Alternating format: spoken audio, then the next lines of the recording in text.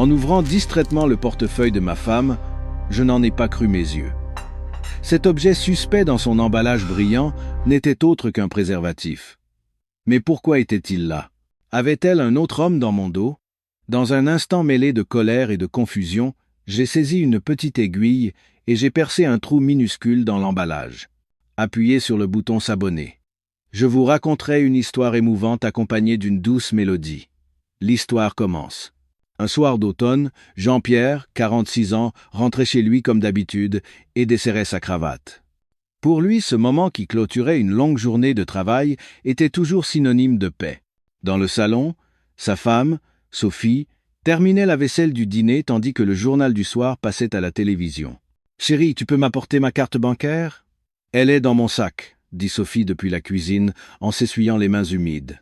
D'habitude, il l'aurait simplement tendue sans y penser, mais aujourd'hui, il lui semble apercevoir une subtile tension dans la voix de sa femme. « Où as-tu dit qu'elle était ?»« Dans la pochette intérieure de mon portefeuille. C'est pour faire un virement à Camille pour son argent de poche. » Jean-Pierre prit le sac en cuir noir de sa femme et en sortit le portefeuille. En plus de 20 ans de mariage, il avait rarement fouillé dans les affaires de sa femme. Sophie gérait méticuleusement les comptes du foyer, et Jean-Pierre lui faisait une confiance absolue. En ouvrant le portefeuille pour trouver la carte, il lui parut plus épais que d'habitude. Entre les cartes de crédit et de fidélité, plusieurs tickets de caisse étaient glissés. La plupart provenaient du supermarché ou de la pharmacie, mais quelques reçus de café que Jean-Pierre ne connaissait pas attirèrent son attention. « C'est étrange. Quand est-ce que Sophie est allée dans ce genre d'endroit ?» se demanda-t-il. Il examina les reçus de plus près. Il ne s'agissait pas du café de leur quartier où elle allait souvent, mais d'établissements situés en plein centre de Paris. De plus, les tickets avaient été émis en après-midi. Se demandant si sa femme avait eu une affaire particulière en ville, il vérifia les dates, la semaine dernière et celle d'avant. En glissant sa main plus profondément dans le portefeuille pour trouver la carte, le bout de ses doigts toucha un petit objet carré. Au début, il pensa à un médicament ou à un bonbon, mais en le sortant, il découvrit quelque chose de totalement inattendu. C'était un préservatif. Le souffle de Jean-Pierre se coupa. En regardant le petit emballage dans sa main, il eut l'impression de perdre le sens de la réalité. C'était là, sous ses yeux, mais il ne pouvait y croire. Le plus surprenant était qu'il n'y en avait pas qu'un. En regardant dans une petite poche intérieure du portefeuille, il en trouva un deuxième, identique. « Mais qu'est-ce que c'est que ça ?» murmura Jean-Pierre en remettant les objets dans le portefeuille. Mais ses mains tremblaient violemment. En 46 ans d'existence, il n'aurait jamais imaginé être confronté à une telle situation. Le rire de sa femme provenant du salon lui parut soudain étranger. Sophie, qui riait seule devant la télévision, lui semblait différente, comme une personne qui cache quelque chose, ou qui est perdue dans ses pensées. « Chérie, tu as trouvé la carte ?» La voix de Sophie retentit depuis la cuisine. D'habitude, il aurait répondu naturellement, mais aujourd'hui, les mots restaient coincés dans sa gorge. « Oui, attends une seconde. » Jean-Pierre força sa voix et sortit la carte. Mais dans sa tête, toutes sortes de pensées s'entrechoquaient. Pourquoi y avait-il de tels objets dans le portefeuille de sa femme? Depuis quand les transportait-elle? Et avec qui comptait-elle les utiliser? Merci. Sophie s'approcha et prit la carte. À ce moment, Jean-Pierre observa attentivement son expression, se demandant si elle avait remarqué qu'il avait fouillé son portefeuille. Mais Sophie semblait tout à fait normale. « Je vais envoyer son argent de poche à Camille. Combien je lui envoie ?»« Fais comme d'habitude, je suppose. » La réponse de Jean-Pierre était plus sèche que d'ordinaire. Normalement, il aurait posé des questions sur les besoins de leur fille, mais aujourd'hui, il ne parvenait pas à se concentrer. Sophie remarqua la réaction étrange de son mari et prit un air inquiet. « Chérie, qu'est-ce qui ne va pas aujourd'hui? Il s'est passé quelque chose au travail? »« Non, rien de spécial. » Jean-Pierre s'assit sur le canapé et regarda la télévision, mais il ne voyait rien de ce qui se passait à l'écran. Dans sa tête, ces objets découverts dans le portefeuille de sa femme tournaient en boucle. Depuis plus de 20 ans de mariage, il n'avait plus de projet d'enfant et n'avait jamais eu besoin de contraception.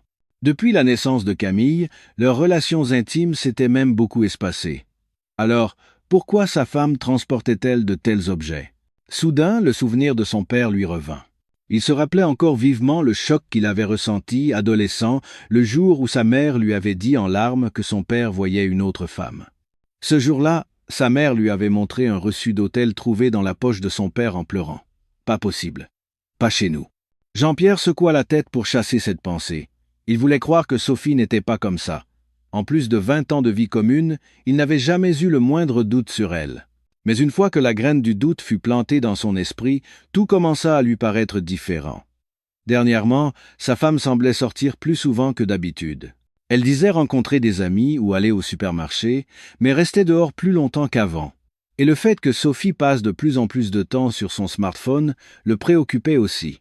Avant, elle passait plus de temps à regarder la télévision ou à lire, mais récemment, elle ne quittait plus son téléphone, comme si elle échangeait des messages avec quelqu'un. « Chérie, je vais me coucher », dit Sophie en bâillant. Elle semblait aller au lit plus tôt que d'habitude. « D'accord », répondit Jean-Pierre, tout en observant attentivement sa silhouette. Il cherchait le moindre détail différent. Sophie rangea ses produits de beauté comme à son habitude et enfila son pyjama. Mais pour Jean-Pierre, tout paraissait suspect. En la regardant entrer dans la chambre, un sentiment complexe l'envahit. Sa femme avait-elle vraiment un autre homme? Ou était-il simplement trop paranoïaque? Jean-Pierre resta seul dans le salon, plongé dans ses pensées pendant un long moment. Le simple fait de douter de sa femme lui faisait mal, mais il ne pouvait pas non plus ignorer la situation. « Il faut que je vérifie. » Jean-Pierre prit sa décision et se leva silencieusement. Il allait vérifier à nouveau le portefeuille pendant que sa femme dormait. Il entra dans la chambre à pas de loup. Sophie était déjà profondément endormie. Au son de sa respiration régulière, Jean-Pierre s'approcha prudemment de son sac. En rouvrant le portefeuille, il constata que les objets étaient toujours là. Il hésita un instant, puis alla chercher une petite aiguille. Et, avec précaution pour ne pas déchirer l'emballage, il y perça un minuscule trou. Si elle les utilise même comme ça, alors là, vraiment. Jean-Pierre savait que ce qu'il faisait était mal. Mais à cet instant, le souvenir de son enfance refit surface. Le visage de sa mère en larmes le jour où son père, pris en flagrant délit d'adultère, avait quitté la maison. Je ne serai jamais comme mon père. Cette promesse s'était transformée en une obsession qui le menait maintenant à cet acte insensé. Après avoir remis le portefeuille en place, Jean-Pierre se coucha mais ne put trouver le sommeil. Allongé, fixant le plafond, toutes sortes de scénarios traversaient son esprit. Sa femme avait-elle vraiment un autre homme? Depuis quand cette relation avait-elle commencé? Le lendemain matin, Jean-Pierre se réveilla bien plus tôt que d'habitude. Il voulait observer attentivement les faits et gestes de sa femme. Sophie préparait le petit déjeuner comme tous les jours. Elle faisait couler le café, grillait du pain et mettait des œufs dans la poêle. Rien ne semblait différent. Mais aux yeux de Jean-Pierre, tout était suspect. « Chérie, tu es levée tôt aujourd'hui. »« Oui, je n'arrivais plus à dormir. » Sophie lui tendit une tasse de café et examina son visage. Il avait l'air plus sombre que d'habitude. « Tu ne te sens pas bien? Tu as mauvaise mine. »« Ça va, j'ai juste mal dormi. » Jean-Pierre but son café en continuant d'observer sa femme. La façon dont elle s'arrangeait les cheveux devant le miroir, mettait du rouge à lèvres, choisissait ses vêtements avec plus de soin que d'habitude, tout lui paraissait différent. « Tu as prévu de sortir aujourd'hui » demanda prudemment Jean-Pierre. « Non, rien de spécial. Je pensais juste aller au supermarché. » La réponse de Sophie était naturelle, mais Jean-Pierre ne pouvait se défaire du sentiment qu'elle cachait quelque chose. Surtout en la voyant vérifier son portefeuille en préparant son sac, son cœur se mit à battre, craignant qu'elle n'ait remarqué qu'il y avait touché. « Bon, je pars au travail. »« D'accord, fais attention à toi. » D'habitude, il se disait au revoir sur le pas de la porte. Mais aujourd'hui, Jean-Pierre partit le premier, tout en continuant à observer la réaction de sa femme. Sophie lui fit un signe de la main comme d'habitude, mais à ses yeux, elle semblait soulagée. Dans le métro, en route pour le travail, Jean-Pierre ne pensait qu'à sa femme. Et si elle rencontrait quelqu'un, après son départ, et si elle comptait vraiment utiliser ce préservatif? Arrivé au bureau, il eut du mal à se concentrer. Même en discutant avec ses collègues, son esprit vagabondait. « Jean-Pierre, qu'est-ce qui t'arrive aujourd'hui ?»« Tu es dans la lune, » lui dit Martin, son collègue de bureau. « Ah, j'ai juste mal dormi. »« Conne? Un problème à la maison? Ça fait quelques jours que tu as l'air ailleurs. » En entendant son collègue, Jean-Pierre réalisa qu'il n'arrivait plus à se concentrer sur son travail depuis quelque temps. Depuis que le doute sur sa femme s'était installé, il n'avait plus la tête à rien. À l'heure du déjeuner, Jean-Pierre prit une décision. Il ne pouvait plus rester dans le doute. Il devait trouver une preuve tangible. Ce soir-là, de retour à la maison, il commença à observer chaque geste de sa femme avec encore plus d'attention. Et au fil des jours, il découvrit de plus en plus de points suspects. Chaque petit geste de sa femme, qu'il aurait ignoré auparavant, lui paraissait étrange. Mardi soir, quand Jean-Pierre rentra du travail, Sophie était au téléphone dans la cuisine. Sa voix était plus basse que d'habitude, et en entendant Jean-Pierre entrer, elle raccrocha précipitamment. « Tu parlais à qui ?» demanda Jean-Pierre en enlevant sa cravate. « Ah, c'était la mère d'une amie de Camille. Rien d'important. » La réponse de Sophie semblait naturelle, mais pour Jean-Pierre, elle avait l'air un peu embarrassée. D'habitude, elle lui aurait raconté en détail sa conversation. Mais aujourd'hui, elle semblait vouloir éluder le sujet. « Ah bon? Quelque chose de spécial? » « Non, juste pour prendre des nouvelles. » Jean-Pierre examina attentivement le visage de sa femme. Elle semblait un peu tendue, mais il était difficile d'en être certain. Pendant le dîner, il continua de l'observer. Le fait qu'elle pose son téléphone face contre la table et vérifie discrètement chaque notification lui sembla inhabituel. « Tu reçois beaucoup de messages ces temps-ci. »« C'est le groupe de discussion avec mes amis, elle n'arrête pas de parler. » Sophie répondit en souriant. Mais Jean-Pierre trouva son sourire forcé. D'habitude, elle ne prêtait pas autant d'attention aux discussions de groupe. Le lendemain matin, Jean-Pierre quitta la maison 30 minutes plus tard que d'habitude. Il voulait délibérément observer le comportement de sa femme. Juste après son départ, Sophie passa un appel. En entr'ouvrant doucement la porte, il l'entendit parler d'une voix plus prudente que d'habitude. « C'est bon maintenant ? À propos de ce qu'on a dit hier. » Jean-Pierre aurait voulu en entendre plus. Mais il devait vraiment partir pour ne pas être en retard. Il partit au travail le cœur lourd.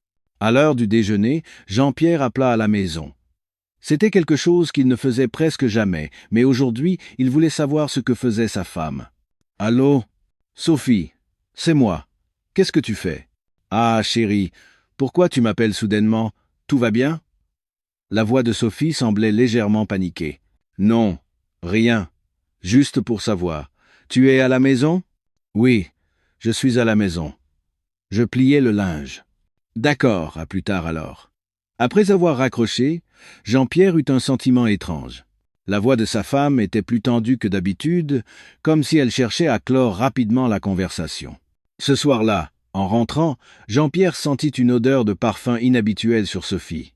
C'était une fragrance plus forte que celle qu'elle portait d'habitude. « Tu as acheté un nouveau parfum? »« Ah, ça? C'est une amie qui me l'a offert. » Sophie répondit naturellement, mais pour Jean-Pierre, sa réponse sonnait comme si elle avait été préparée à l'avance. Le week-end venu, Sophie annonça qu'elle allait voir des amis de longue date. « Vous vous retrouvez où? »« Dans un café à Saint-Germain-des-Prés. »« Ça fait longtemps qu'on ne s'est pas vu, alors je risque de rentrer tard. » En entendant cela, Jean-Pierre se souvint des reçus qu'il avait vus dans son portefeuille quelques jours plus tôt. Parmi eux, il y en avait de cafés près de Saint-Germain. « Tu penses rentrer vers quelle heure? »« Je ne sais pas trop. On va sûrement dîner ensemble, donc vers 20 et 1h ou 22h. » D'habitude, il lui aurait dit de bien s'amuser, mais aujourd'hui, il n'était pas tranquille. En la regardant se préparer, il remarqua qu'elle y mettait plus de soin que d'habitude. Elle essaya plusieurs tenues et se maquilla plus que d'ordinaire. Pour une simple sortie entre amis, elle semblait y mettre beaucoup d'efforts. « Bon, j'y vais. Je mange dehors. Ne m'attends pas. »« D'accord. Fais attention. » Jean-Pierre la regarda partir par la fenêtre. Sophie marchait plus vite que d'habitude, vérifiant souvent son téléphone. Resté seul à la maison, Jean-Pierre, mal à l'aise, fit un tour dans la chambre de sa femme. Sur la coiffeuse, plus de produits de beauté que d'habitude étaient en désordre et plusieurs vêtements jonchaient le sol près de l'armoire. Les traces d'une longue hésitation. En ouvrant un tiroir, il trouva quelques autres reçus qu'il n'avait jamais vus. Ils provenaient d'un grand magasin, du rayon cosmétique, pour des montants bien plus élevés que ses achats habituels. Il ignorait totalement quand elle avait acheté tout ça. Pour rencontrer quelqu'un?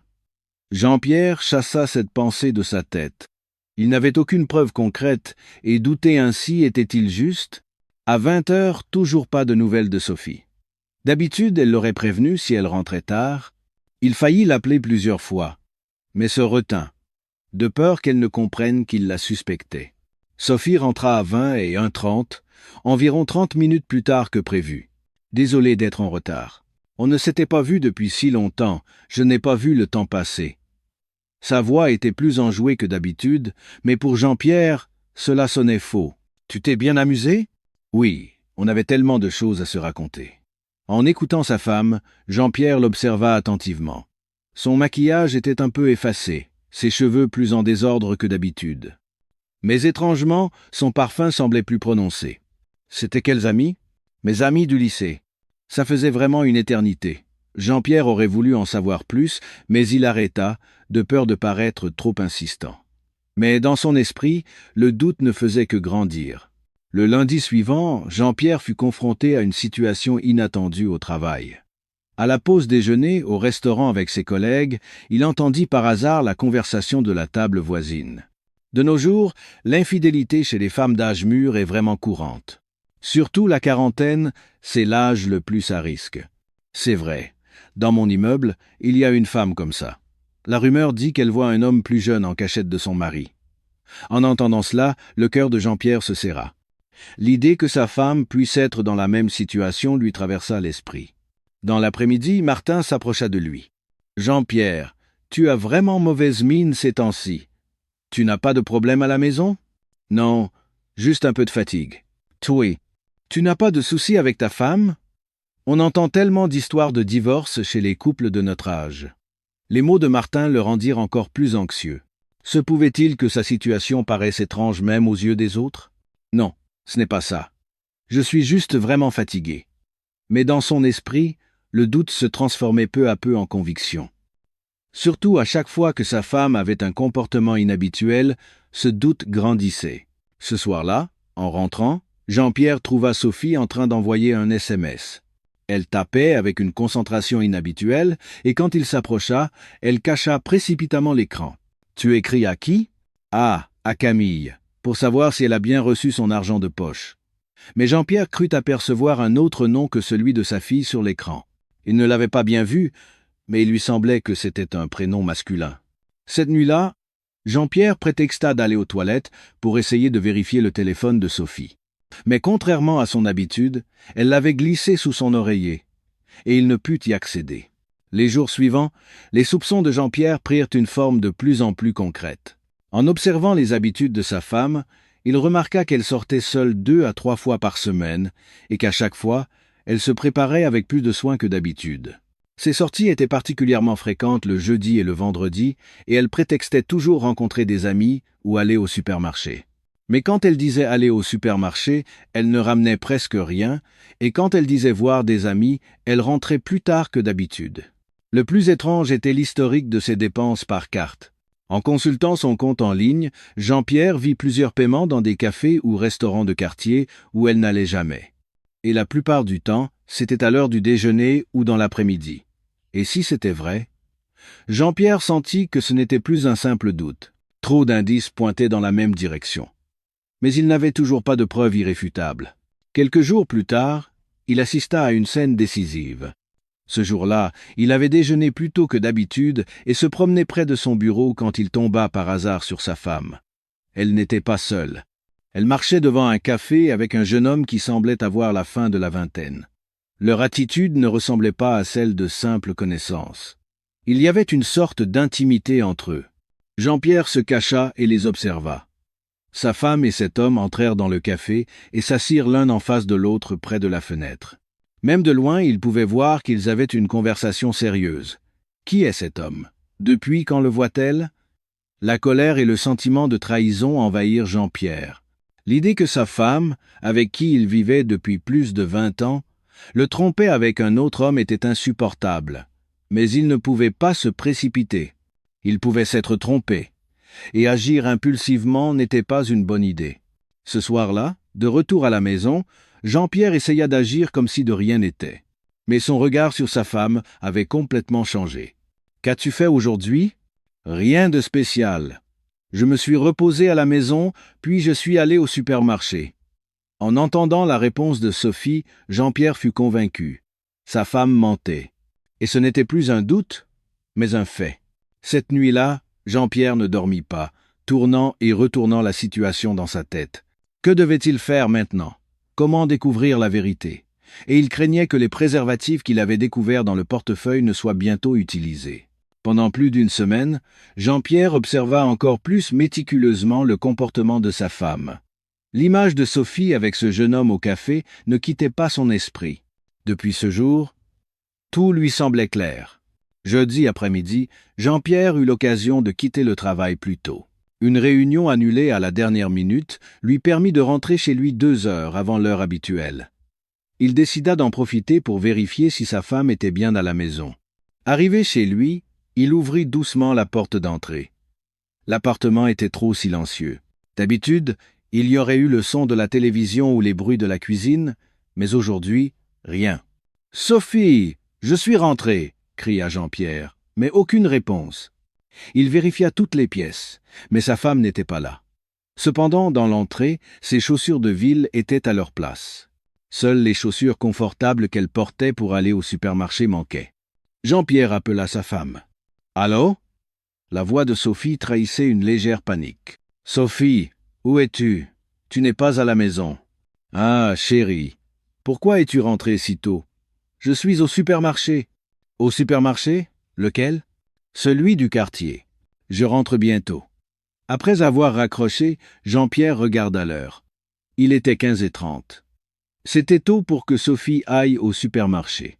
30 minutes plus tard, Sophie rentra. Elle ne tenait qu'un petit sac à la main. C'était bien peu pour 2 heures passées au supermarché. « Qu'as-tu acheté? »« Ah, juste du lait et du pain. » Sophie posa le sac dans la cuisine en répondant. Mais pour Jean-Pierre, quelque chose clochait. Contrairement à d'habitude, quand elle revenait des courses, ses cheveux étaient légèrement en désordre et son maquillage un peu effacé. « Tu as rencontré quelqu'un au supermarché? »« Tu as mis du temps. »« Non, j'ai juste regardé un peu partout et le temps a passé. » Jean-Pierre scruta le visage de sa femme. Elle semblait un peu plus tendue que d'habitude et évitait son regard. Ce soir-là, Sophie fut plus silencieuse que d'habitude. Pendant le dîner, elle vérifiait constamment son téléphone et semblait parfois perdue dans ses pensées. « Tu as des soucis en ce moment ?» demanda prudemment Jean-Pierre. « Non, rien de spécial, juste un peu de fatigue. » Mais la réponse de Sophie ne le rassura pas. Au contraire, elle le rendit encore plus méfiant. Le lendemain, vendredi, à l'heure du déjeuner, Jean-Pierre passa délibérément près de chez lui. Il voulait vérifier si sa femme était bien à la maison. En passant devant l'immeuble, il leva les yeux vers leur fenêtre. La lumière du salon était éteinte. D'habitude, à cette heure, elle aurait dû être là. Jean-Pierre décida d'attendre un peu dans un café voisin. Il voulait voir si sa femme revenait de quelque part. Après environ 30 minutes d'attente, Sophie apparut. Et cette fois encore, elle n'était pas seule. Elle marchait avec le même jeune homme qu'il avait vu la dernière fois. Le cœur battant, Jean-Pierre les observa. Sophie et l'homme se séparèrent un peu plus loin de la maison. Mais avant de partir, ils semblaient avoir une conversation sérieuse. Surtout, la vue de l'homme prenant la main de Sophie et lui parlant avec ferveur fut un choc pour Jean-Pierre, et Sophie semblait acquiescer, comme si elle était d'accord avec quelque chose. Alors, mes soupçons étaient fondés. Jean-Pierre ne put en voir plus et quitta les lieux. Il venait d'assister à une preuve si flagrante que son esprit était en ébullition. Ce soir-là, de retour à la maison, il essaya d'agir normalement. Mais la scène vue à midi tournait en boucle dans sa tête. « Tu es resté à la maison toute la journée? »« Oui, je me suis reposé tranquillement. » Encore un mensonge. Jean-Pierre était maintenant certain. Sa femme le trompait avec un autre homme. Le week-end, Jean-Pierre devint encore plus irritable. Chaque geste de Sophie lui paraissait suspect, et surtout, quand elle touchait son téléphone, il mourait d'envie de savoir avec qui elle communiquait. Samedi après-midi, Sophie annonça qu'elle sortait de nouveau. « Où vas-tu? »« Voir une amie. Je rentrerai tard ce soir. »« Quelle amie? » Une amie du lycée. Jean-Pierre ne croyait plus un mot de ce que disait sa femme. Il était convaincu qu'elle allait rencontrer ce jeune homme. Après le départ de Sophie, Jean-Pierre passa un après-midi insupportable, seul à la maison. Penser à ce que sa femme faisait, et avec qui elle était le mettait en colère. Vers 20 heures, n'y tenant plus, il appela Sophie. « Où est-tu ?»« Au restaurant avec mes amis. »« Pourquoi ? Tu rentres quand ?»« Dans 1 heure environ. » Après avoir raccroché, Jean-Pierre fut encore plus convaincu. La voix de sa femme trahissait une volonté de dissimuler quelque chose. 1 heure et demie plus tard, Sophie rentra. Son maquillage était plus prononcé que d'habitude, et elle portait des vêtements différents de ceux du matin. « Tu t'es changé ?»« Je suis passé chez une amie et j'ai emprunté des vêtements. J'avais renversé de la nourriture sur les miens. » Encore une autre excuse. Pour Jean-Pierre, tous les mots de sa femme sonnaient désormais comme des mensonges. Cette nuit-là, après que Sophie se fut endormie, il vérifia à nouveau son portefeuille. Il voulait voir si le préservatif qu'il avait percé quelques jours plus tôt était toujours là. En ouvrant le portefeuille, il vit que le préservatif était toujours là. Mais sa position semblait avoir légèrement changé. Et de nouveaux reçus s'étaient ajoutés. Il y en avait même un qui semblait provenir d'une supérette près d'un motel. Maintenant, c'est sûr, se dit-il intérieurement. Il n'y avait plus de place pour le doute. Le lundi suivant, Jean-Pierre ne pouvait pas se concentrer au travail. Ses collègues remarquèrent que quelque chose n'allait pas, tant il était souvent dans la lune. « Jean-Pierre, ça va vraiment ? Tu es bizarre depuis plusieurs jours, lui demanda Martin avec inquiétude. « Ça va, juste un peu de fatigue. » Mais dans l'esprit de Jean-Pierre, la colère et la trahison ne cessaient de grandir. Surtout, le fait que sa femme, en qui il avait confiance depuis plus de 20 ans, le trompait, était difficile à accepter. À l'heure du déjeuner, Jean-Pierre marcha seul dans un parc, réfléchissant. Que devait-il faire maintenant ? Comment aborder le sujet avec sa femme ? Je dois lui demander directement. Je ne peux plus rester là à observer.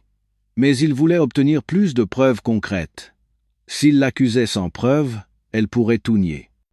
Ce soir-là, de retour à la maison, Jean-Pierre observa encore plus attentivement le comportement de Sophie. Le sourire sur son visage en regardant son téléphone, la façon dont elle s'arrangeait les cheveux devant le miroir, le soin qu'elle mettait à choisir ses vêtements, tout cela était, selon lui, pour un autre homme. « Tu as prévu de sortir demain ?» demanda-t-il prudemment. « Je n'ai pas encore décidé. Pourquoi ? Juste pour savoir. » En entendant sa réponse, Jean-Pierre élabora un plan. Demain, il rentrerait délibérément plus tôt pour la suivre. Le lendemain, mardi, Jean-Pierre demanda à partir plus tôt après le déjeuner. Prétextant une affaire personnelle, il quitta le bureau à 14 heures. Il attendit près de chez lui, et effectivement, vers 15 heures, Sophie sortit.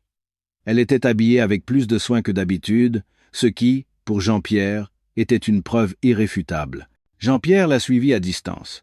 Sophie prit le métro en direction du quartier de l'Opéra, un endroit où elle n'allait pas souvent. Près de la station Opéra, elle entra dans un café. Jean-Pierre l'observa depuis l'autre côté de la rue. Environ 10 minutes plus tard, le jeune homme apparut. C'était exactement comme il l'avait imaginé. Ils s'assirent l'un en face de l'autre à l'intérieur du café et commencèrent une conversation sérieuse. Jean-Pierre s'approcha pour mieux les observer.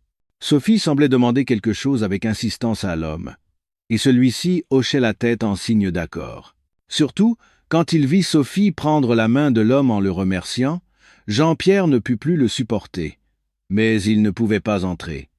Le choc était si grand que son esprit était devenu blanc. Environ 1 heure plus tard, ils sortirent du café. Et ils semblaient se diriger vers un hôtel voisin. Jean-Pierre ne put en voir plus et rentra chez lui. Arrivé à la maison, il s'assit sur le canapé, hébété, pendant un long moment. L'idée que sa femme, avec qui il vivait depuis plus de 20 ans, le trahissait vraiment, était difficile à accepter. Maintenant, c'est vraiment sûr, ce n'est plus un doute. Jean-Pierre murmura pour lui-même, ravalant sa colère. Mais il ressentait aussi une profonde tristesse et un sentiment de trahison. Vers 10 à 9 heures, Sophie rentra. Avec une expression tout à fait normale, elle le salua, mais pour Jean-Pierre, tout sonnait faux. « Tu étais où ?»« J'étais avec une amie. »« Samode, quelle amie ?»« Juste une vieille amie. » Jean-Pierre ne posa plus de questions. Il était évident qu'elle ne dirait pas la vérité. Cette nuit-là, il ne put dormir. La scène qu'il avait vue tournait en boucle dans sa tête. Le souvenir de sa femme, tenant la main d'un autre homme, marchant avec lui vers un hôtel, était gravé dans sa mémoire. Jean-Pierre pensa qu'il devait prendre une décision. Il ne pouvait plus supporter cette situation. Mais il ne savait pas encore comment l'aborder. Il décida d'attendre encore quelques jours pour obtenir une preuve irréfutable avant de confronter sa femme. Et d'ici là, il agirait comme si de rien n'était. Mais dans son cœur, il sentait que tout était déjà fini. Il n'aurait jamais imaginé que ses 20 ans de mariage se termineraient ainsi. Au fil des 2 semaines suivantes, la certitude de Jean-Pierre se renforça. La scène où il avait suivi sa femme ne quittait pas son esprit. Surtout l'image de Sophie marchant avec ce jeune homme en direction de l'hôtel lui semblait être la preuve ultime. Mercredi soir, en rentrant du travail, Jean-Pierre trouva Sophie regardant son téléphone avec une expression sérieuse. Elle était plus concentrée que d'habitude et, en entendant Jean-Pierre entrer, elle retourna précipitamment son téléphone. « Un message important ?» demanda-t-il en enlevant sa cravate. « Non, rien d'important. » Mais la réponse de Sophie était plus maladroite que d'habitude. Elle semblait vouloir cacher quelque chose. Pendant le dîner, Sophie semblait préoccupée par son téléphone. Une notification retentit, et elle sursauta en le vérifiant, ce qui parut très suspect à Jean-Pierre. « C'est de qui ?»« Ah, c'est Camille », Sophie répondit, mais Jean-Pierre avait brièvement aperçu un autre nom sur l'écran. Un prénom masculin, mais il n'avait pas pu le lire distinctement. Cette nuit-là, pendant que Sophie était sous la douche, Jean-Pierre fut tenté de vérifier son téléphone. Mais contrairement à son habitude, elle l'avait emporté avec elle dans la salle de bain, et il n'en eut pas l'occasion. Le lendemain, jeudi après-midi, Jean-Pierre put de nouveau quitter le travail plus tôt. Une réunion importante ayant été annulée, il put partir environ 1 heure avant l'heure habituelle. Sur le chemin du retour, il décida de ne pas prévenir sa femme. Il voulait vérifier si elle était bien dans la maison. En ouvrant doucement la porte d'entrée, il entendit la voix de Sophie de l'intérieur. Elle semblait être au téléphone avec quelqu'un. « Tu ne dois pas faire ça. C'est vraiment dangereux. » La voix de Sophie était plus suppliante et inquiète que d'habitude. « Non, absolument pas. Ça ne doit plus jamais arriver. » Jean-Pierre s'approcha prudemment du salon pour écouter sa conversation. « Compris ? Tu dois vraiment faire attention. Si les autres l'apprennent, ce sera une catastrophe. » À cet instant, Jean-Pierre fut convaincu. Il pensait que sa femme entretenait une relation adultère avec ce jeune homme et qu'ils en parlaient en ce moment même.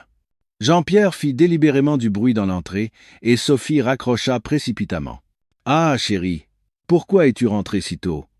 Son visage était empreint de panique. « La réunion a été annulée. »« Tu parlais à qui ?»« Ah, juste une amie. »« Ah, Emma. » Ça avait l'air d'une conversation sérieuse. « Ce n'est rien, mon ami a juste quelques soucis. » Jean-Pierre scruta le visage de sa femme. Elle semblait beaucoup plus tendue que d'habitude et évitait son regard.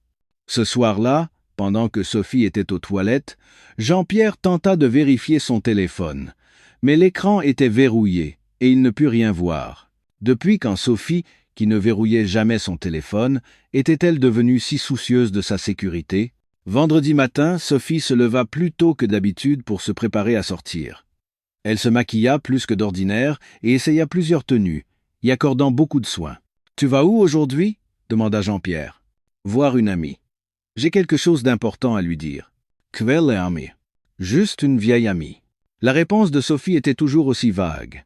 Pour Jean-Pierre, tous ces mots sonnaient désormais comme des mensonges. « Tu rentres quand ?»« Tard ce soir. »« Ne m'attends pas pour dîner. » Après le départ de Sophie, le temps passé seul à la maison était insupportable pour Jean-Pierre.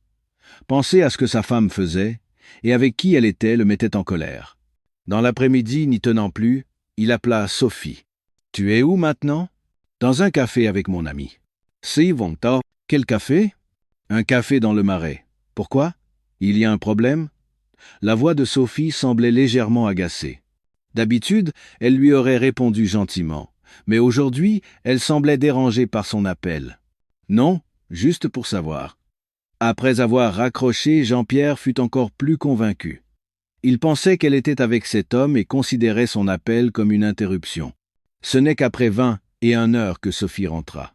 Pour Jean-Pierre, tout cela était la preuve qu'elle avait passé du temps avec un autre homme. « Tu es rentré tard. »« Désolé, mon ami avait beaucoup de soucis, on a parlé longtemps. »« Quels soucis ? » ?»« C'est personnel. » Rien de bien important.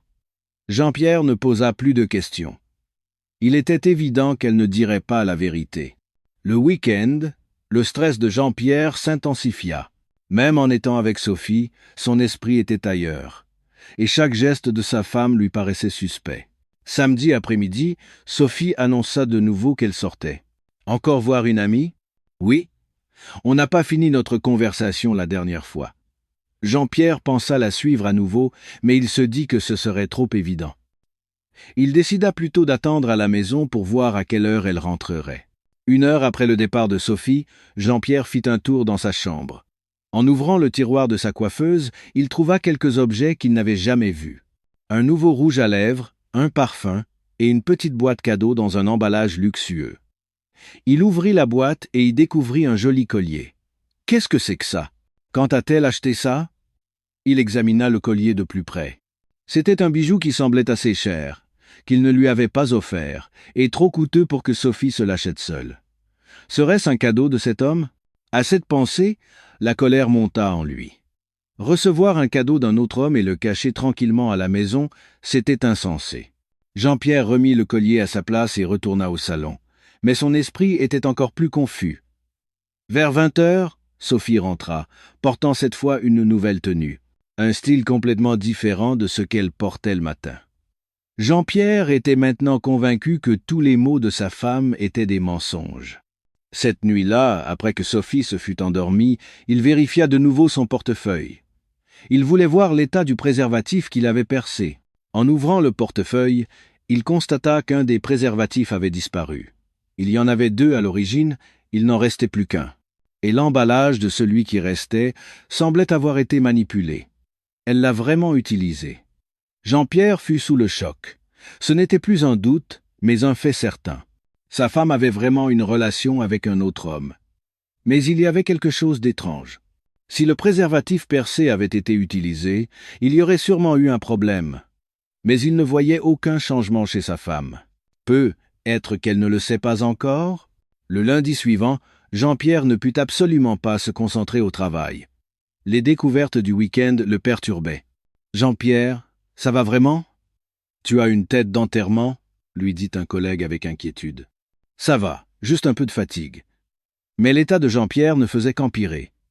Il ne dormait plus la nuit, avait perdu l'appétit et avait maigri. À l'heure du déjeuner, il marcha seul dans un parc, réfléchissant. Il ne savait vraiment plus quoi faire. Devait-il en parler directement à sa femme? Ou attendre d'avoir une preuve encore plus irréfutable? C'est alors qu'il reçut un SMS. C'était de Sophie. « Chérie, j'ai quelque chose d'important à te dire ce soir. Rentre tôt, s'il te plaît. » En lisant ce message, le cœur de Jean-Pierre se mit à battre. Allait-elle tout avouer? Ou demander le divorce? Le moment est enfin venu. Jean-Pierre se prépara mentalement et retourna au bureau. Ce soir, tout allait se décider. Mais il ressentait aussi de la peur. L'idée que ses 20 ans de mariage allaient vraiment se terminer et la question de comment il allait vivre après le laissait sans voix. Cet après-midi-là, Jean-Pierre ne fit que regarder l'horloge, attendant l'heure de partir. Il était à la fois curieux et terrifié de ce que sa femme allait lui dire. Enfin, l'heure de la sortie arriva et il se précipita vers la maison. Il se prépara mentalement, pensant que toute la vérité serait révélée ce soir. Avant d'arriver, Jean-Pierre s'arrêta un instant pour prendre une profonde inspiration. Il avait l'impression qu'il allait avoir sa dernière conversation avec sa femme. Quoi qu'il arrive, je dois l'accepter avec calme. C'est avec cette résolution qu'il ouvrit la porte d'entrée. Mais ce qu'il attendait était complètement différent de ce qu'il avait imaginé. Après un mois d'observation, les soupçons de Jean-Pierre s'étaient transformés en une certitude inébranlable. En recevant le message de Sophie lui annonçant une conversation importante, toutes sortes de pensées traversèrent son esprit sur le chemin du retour. En ouvrant la porte, il trouva Sophie qui l'attendait dans le salon. Elle avait une expression plus sérieuse que d'habitude. « Tu es rentré tôt, merci. »« Ah, tu avais quelque chose d'important à me dire ?» Jean-Pierre se prépara mentalement et s'assit sur le canapé. Il pensait que le moment était enfin venu pour sa femme de tout avouer. « C'est à propos de Camille. Je voudrais te parler d'elle. »« Camille ?» Jean-Pierre fut un instant déconcerté par cette tournure inattendue. Il s'était préparé à entendre les aveux d'infidélité de sa femme, et voilà qu'elle lui parlait de leur fille. « Je crois que Camille a des difficultés en ce moment. Elle a du mal à s'adapter à l'université. »« Ah bon? Elle ne m'a rien dit de spécial. En tant que mère, je sens que quelque chose la préoccupe. Je me demandais si on ne pourrait pas la voir pour en discuter. En écoutant Sophie, Jean-Pierre ressentit de la déception. Elle évitait le vrai problème entre eux pour ne parler que de leur fille. Alors, invitons-la à dîner ce week-end. Oui, ce serait une bonne idée. La conversation s'arrêta là. Il n'y eut ni les aveux ni la discussion sérieuse que Jean-Pierre attendait. Au contraire, Sophie se dirigea vers la cuisine pour préparer le dîner comme si de rien n'était. Jean-Pierre se sentit floué. Il pensait que sa femme continuait de tout cacher. Et le fait qu'elle utilise leur fille comme prétexte pour éviter la conversation le mettait encore plus en colère. Le lendemain, mardi, Jean-Pierre eut du mal à se concentrer au travail. La conversation de la veille avec Sophie le tracassait. À l'heure du déjeuner, Martin s'approcha. « Jean-Pierre, tu es vraiment bizarre ces temps-ci. Tu n'as pas de gros problèmes à la maison? » « Quel problème? »« Non, mais depuis quelques jours, tu as l'air déprimé. Tu ne t'entends plus avec ta femme ?» Les mots de Martin le firent sursauter. Sa situation était donc visible aux yeux des autres. « Ce n'est pas ça. Les problèmes de couple à notre âge, c'est courant. Rien que dans mon immeuble, il y a plusieurs divorces. Surtout les femmes, elles sont le problème. Une fois les enfants élevés, elles deviennent soudainement très libérées. Certaines fréquentent même des hommes plus jeunes. » En entendant Martin, Jean-Pierre se sentit oppressé. C'était comme s'il décrivait sa propre situation. Ce soir-là, en rentrant, Jean-Pierre observa encore plus méticuleusement le comportement de Sophie. Chaque fois qu'elle regardait son téléphone, se regardait dans le miroir ou se préparait à sortir, il pensait que c'était pour un autre homme. Mercredi après-midi, Jean-Pierre rentra de nouveau plus tôt. Cette fois, il décida de ne pas prévenir sa femme à l'avance. En arrivant devant l'immeuble, il remarqua une paire de chaussures inconnues dans l'entrée. Des chaussures d'homme. Son cœur se mit à battre. En ouvrant doucement la porte, il entendit la voix de Sophie depuis le salon. Elle semblait parler avec quelqu'un. « Je suis vraiment inquiète. Si ça se reproduit, qu'est-ce qu'on fera? »« Tout ira bien. Je ferai plus attention. » C'était une voix de jeune homme, le même que Jean-Pierre avait vu au café quelques jours plus tôt. Il s'approcha prudemment du salon. En regardant par l'entrebâillement de la porte, il vit Sophie et l'homme assis côte à côte sur le canapé. « C'est vraiment la dernière fois. Plus jamais ça. » La voix de Sophie était suppliante. « Comprise. Je suis vraiment désolé. » L'homme semblait s'excuser en baissant la tête. Jean-Pierre ne put plus se contenir et entra dans le salon. « Qu'est-ce que vous faites ?» À l'apparition soudaine de Jean-Pierre, Sophie et l'homme sursautèrent. « Chérie, pourquoi es-tu rentrée si tôt ?» Le visage de Sophie devint pâle. « Je vais y aller. » Le jeune homme se leva précipitamment en saluant. Il n'osait pas croiser le regard de Jean-Pierre et gardait la tête baissée. « Attendez, qui êtes-vous » demanda Jean-Pierre d'un ton sec. « C'est juste une connaissance » répondit rapidement Sophie. « Une connaissance qui vient chez nous pour discuter de quoi? Ce n'est rien d'important. Il m'a juste demandé un conseil. Ce n'est pas que je ne peux pas t'en parler, c'est juste que pour l'instant, à cause de Camille, je ne peux pas. S'il te plaît, attends encore un peu. » Jean-Pierre regarda alternativement les deux personnes, la colère montant en lui. L'amener sans scrupule à la maison pour le rencontrer, c'était insensé. Un conseil? Quel genre de conseil nécessite de venir chez nous? C'est une affaire personnelle. Rien de bien important. Sophie évitait le regard perçant de son mari. L'homme, n'en pouvant plus, enfila rapidement ses chaussures et partit. Jean-Pierre voulut le retenir, mais Sophie s'interposa. « Chérie, ne te méprends pas, ce n'est vraiment rien. »« Rien? Amener un autre homme à la maison et être assis tous les deux, ce n'est rien? » La voix de Jean-Pierre s'élevait. Il était juste venu chercher de l'aide. Ne pense pas de travers. De l'aide? Quelle aide qui nécessite de venir jusqu'ici? Sophie ne répondit pas. Elle semblait vouloir dire quelque chose, mais finit par se taire. Ce soir-là, une atmosphère glaciale régna entre Jean-Pierre et Sophie. Ils ne se parlèrent presque pas pendant le dîner, et en regardant la télévision, chacun était perdu dans ses pensées. « Tu es sûr que tu ne me caches rien ?» demanda Jean-Pierre une dernière fois. « Oui, ce n'est vraiment rien. » Sophie répétait inlassablement la même réponse. Cette nuit-là, Jean-Pierre ne put dormir. La scène qu'il avait vue tournait en boucle dans sa tête. Le fait que sa femme et cet homme étaient seuls à la maison. Leur air paniqué à son arrivée. Tout cela était une preuve évidente. À partir du jeudi, la relation entre Jean-Pierre et Sophie devint encore plus tendue. Les conversations quotidiennes, autrefois naturelles, se raréfièrent, et ils agissaient avec prudence, conscients de la présence de l'autre. Jean-Pierre eut du mal à se concentrer au travail. Son état s'était tellement dégradé que ses collègues s'inquiétaient. « Jean-Pierre, va vraiment voir un médecin. Tu as le teint tout jaune. »« Ça va. » Mais Jean-Pierre n'allait pas bien du tout. Il ne dormait plus la nuit, avait perdu l'appétit et avait beaucoup maigri.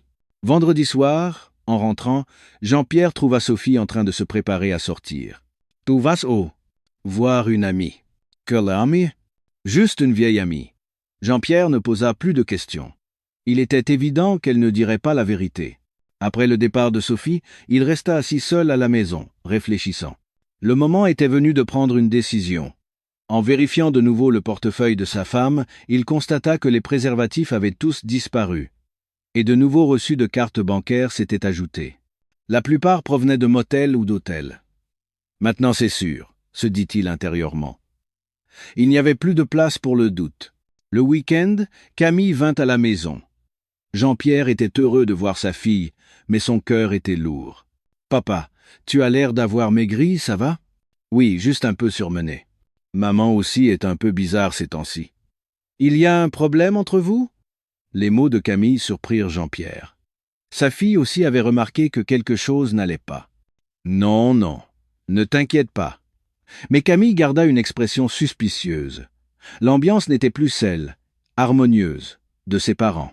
Maman sort tout le temps et toi tu restes seul à la maison. Vous êtes sûr que ça va? Oui, vraiment. Concentre-toi sur tes études. Jean-Pierre fit semblant que tout allait bien pour ne pas inquiéter sa fille. Mais dans son cœur, il pensait que tout était déjà fini. Cette nuit-là, après le départ de Camille, Jean-Pierre décida d'avoir une dernière conversation avec Sophie. Il ne pouvait plus continuer ainsi. « Sophie, il faut qu'on parle sérieusement. »« De quoi ? Tu le sais aussi bien que moi. Il y a un problème entre nous. » Sophie hésita un instant, puis hocha la tête. « Oui, je sais. Mais pour l'instant, je ne peux pas en parler. Tu vas te cacher jusqu'à quand? Je te le dirai bientôt. Attends encore un peu, s'il te plaît. » En entendant sa femme, Jean-Pierre fut encore plus convaincu. Elle préparait sûrement quelque chose d'important. Peut être demander le divorce ou prévoir de partir avec cet homme. D'accord. Mais je ne pourrai pas attendre éternellement. Merci. Je te dirai tout très bientôt. Cette nuit-là, Jean-Pierre ne dormit pas d'un sommeil profond. L'idée que ses 20 ans de mariage allaient vraiment se terminer lui pesait sur le cœur. Mais en même temps, il pensait que lorsque tout serait fini, il serait peu être soulagé. Les jours suivants, Jean-Pierre devint de plus en plus irritable. Chaque geste de Sophie l'agaçait et passer du temps à la maison était une torture. Et finalement, le moment arriva. Le moment où Jean-Pierre, n'en pouvant plus, allait tout faire exploser. Après avoir acquis suffisamment de certitude, l'esprit de Jean-Pierre était déjà parvenu à une conclusion. Mais dans le cœur de Sophie, un tout autre dilemme bouillonnait. Une vérité que Jean-Pierre ignorait, et la profonde angoisse de savoir quand et comment la lui révéler. Mardi après-midi, Sophie était assise seule à la maison, perdue dans ses pensées. Depuis quelque temps, le regard de son mari était devenu plus perçant, son ton avait changé. Elle sentait qu'il la suspectait, mais elle ne pouvait pas encore parler. Son téléphone sonna. C'était Lucas. « Bonjour, madame. »« Lucas, ça va? Comment vas-tu ces temps-ci? »« Merci de vous inquiéter, mais votre mari me regarde étrangement. »« Vous ne pensez pas qu'il se méprend ?» Sophie soupira. Lucas aussi avait donc senti le regard de Jean-Pierre. « C'est possible.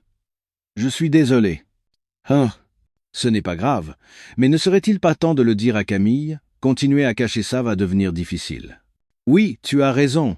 Je vais bientôt lui parler. » En raccrochant, Sophie fut plongée dans une profonde réflexion. Ce qu'elle avait commencé pour protéger sa fille, Camille, était en train de détruire sa relation avec son mari. Quand Jean-Pierre rentra tôt du travail, Sophie était toujours assise sur le canapé, pensive. « Tu as des soucis ?» demanda-t-il, mais Sophie eut du mal à répondre. « Non, rien. Juste beaucoup de pensées. Tu es vraiment étrange ces temps-ci. On dirait que tu caches quelque chose. » Les mots de Jean-Pierre firent mal à Sophie. Elle cachait effectivement quelque chose, mais c'était tout autre chose que ce que son mari imaginait. Tu le sauras bientôt. Bientôt? Quand? Attends encore un peu, s'il te plaît. Je te dirai tout très bientôt. En entendant Sophie, Jean-Pierre fut encore plus convaincu.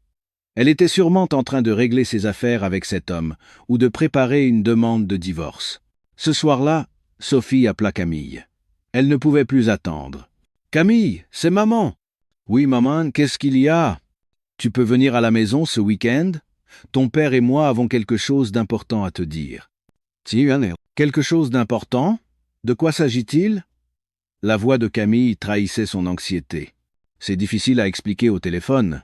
Tu peux venir, s'il te plaît ? » ?»« Oui, d'accord. Mais maman, vous n'avez pas de problème avec papa, n'est-ce pas ?» Les mots de sa fille alourdirent encore le cœur de Sophie. Camille aussi sentait que quelque chose n'allait pas. « Ça va, ne t'inquiète pas. » Mais Sophie elle-même n'était pas sûre que tout irait bien. Mercredi après-midi, Sophie rencontra de nouveau Lucas. Cette fois, ils se retrouvèrent loin de la maison. « Vous avez l'air fatiguée, madame. »« Oui, un peu. Il faut vraiment que je dise tout à Camille maintenant. Je pense que c'est mieux. Elle a le droit de savoir. » Lucas prit la main de Sophie pour la réconforter. « Merci beaucoup de m'avoir aidé.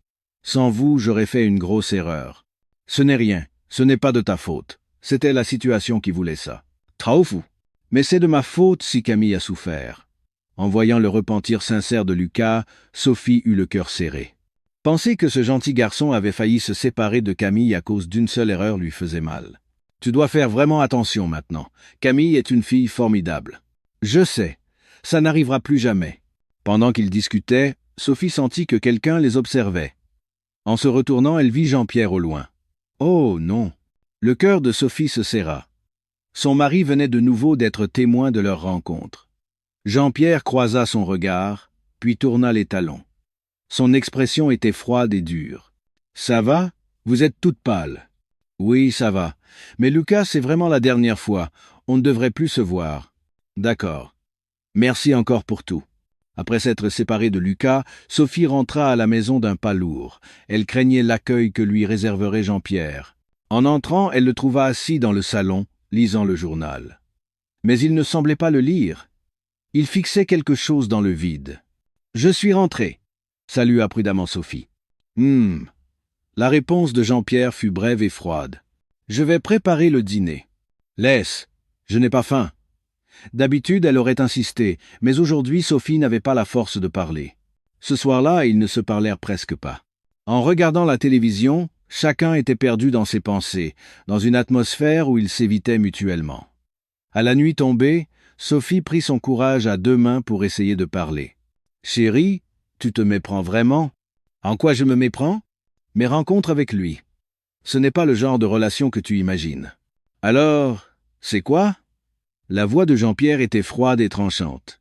Sophie hésita. Devait-elle tout lui dire maintenant ? Mais sans avoir encore parlé à Camille, était-ce juste de tout révéler à Jean-Pierre en premier ? « Je ne peux pas te le dire maintenant, mais ce n'est vraiment pas ce que tu penses. Comment je peux savoir ce que je pense si tu ne me dis rien ?» La question de Jean-Pierre la laissa sans voix. « Quoi qu'il en soit, tu te méprends. Je t'expliquerai tout bientôt. Tu vas me dire ça jusqu'à quand ? C'est week-end. Camille sera là ce week-end et je vous dirai tout. » Jean-Pierre ne répondit plus. Mais dans son cœur, il pensait que tout allait enfin se terminer. Jeudi, Sophie était seule à la maison, en proie à un monologue intérieur. « Que faire ? J'ai fait ça pour protéger Camille, mais maintenant, c'est toute la famille qui vacille. » Son cœur était partagé entre son instinct maternel de protéger sa fille et sa culpabilité envers son mari. « Je sais que Jean-Pierre se méprend. Mais si je parle maintenant, Camille souffrira encore plus. Et je ne peux pas non plus continuer à me taire. » Sophie soupira profondément. Quel que soit son choix, quelqu'un serait blessé. Son téléphone sonna. C'était un SMS de Camille. « Maman, je viens ce week-end. Mais c'est quoi cette chose si importante ? Je suis très inquiète. » En lisant le message de sa fille, les larmes lui montèrent aux yeux. Elle ne lui avait encore rien dit. Et déjà Camille s'inquiétait. Tout ça, c'était pour Camille, et au final, c'est elle qui souffre le plus. Ce soir-là, quand Jean-Pierre rentra, Sophie avait pris sa décision. « Chérie, assieds-toi. J'ai quelque chose à te dire. »« Quoi ? Assieds-toi d'abord. » Jean-Pierre s'assit sur le canapé et regarda sa femme. Il pensait qu'elle allait enfin tout avouer. D'abord, je te présente mes excuses. Je suis désolé de t'avoir fait souffrir. Mais tout ce que j'ai fait, c'était pour notre famille. Surtout pour Camille. En entendant Sophie, Jean-Pierre fut encore plus convaincu. Elle allait sûrement demander le divorce en utilisant leur fille comme prétexte. À cause de Camille? Oui, à cause de Camille. Mais je ne peux pas t'en dire plus maintenant. Ce week-end, Camille sera là et je vous dirai tout. Alors, on reste dans cette situation jusqu'à ce moment-là? Je suis désolé. Vraiment désolé. Sophie baissa la tête en s'excusant. Mais ces excuses ne firent que renforcer les convictions de Jean-Pierre. Cette nuit-là, allongés dans le même lit, ils étaient chacun perdus dans leurs pensées. Jean-Pierre pensait « Ce week-end, tout sera fini ». 20 ans de mariage qui se terminent comme ça. Sophie se demandait « Ce week-end, quand je dirai tout, est-ce que Jean-Pierre comprendra? Et Camille? Comment réagira-t-elle » Vendredi après-midi, Sophie appela de nouveau Camille. « Camille, demain quand tu seras là, ton père et moi, on te parlera. »« D'accord. »« Mais maman, tu ne peux pas me donner un indice ?» Sophie hésita. Valait-il mieux le lui dire à l'avance ou en personne? C'est à propos de Lucas. Lucas? Qu'est-ce qu'il a fait? La voix de Camille trahissait son anxiété. C'est difficile à dire au téléphone. On en parlera demain. D'accord. En raccrochant, Sophie soupira. Demain, toute la vérité éclaterait, et tous ces malentendus seraient enfin dissipés. Mais elle avait aussi peur. Peur de la réaction de Jean-Pierre après avoir appris la vérité et de l'avenir de leur relation familiale. Cette nuit-là, avant de s'endormir, Sophie se posa une dernière question. Ai-je fait le bon choix? En voulant protéger Camille, n'ai-je pas fini par faire souffrir toute la famille? Mais il était trop tard pour faire marche arrière.